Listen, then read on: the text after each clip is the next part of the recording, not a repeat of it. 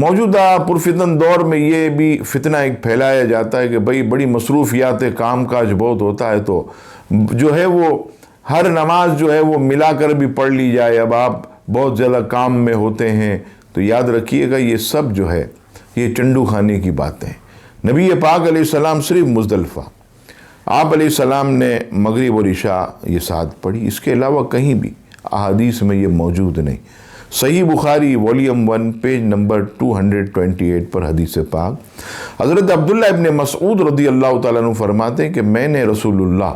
صلی اللہ علیہ وسلم کو کبھی نہیں دیکھا کہ آپ نے نماز کے غیر وقت میں نماز پڑھی ہو، یعنی ہمیشہ حضور علیہ السلام نماز کو اس کے وقت میں ادا فرمایا کرتے تھے، سوائے 2 نمازوں کے کہ آپ علیہ السلام نے مزدلفہ میں مغرب اور عشاء کو جمع کیا، اور فجر کے وقت آپ صلی اللہ تعالیٰ علیہ وسلم نے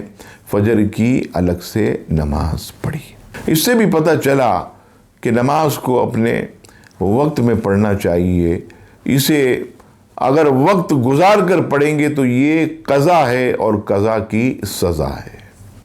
اور یہی امام اعظم ابو حنیفہ کا مذہب ہے جو کہ حدیث شریف سے ثابت ہے۔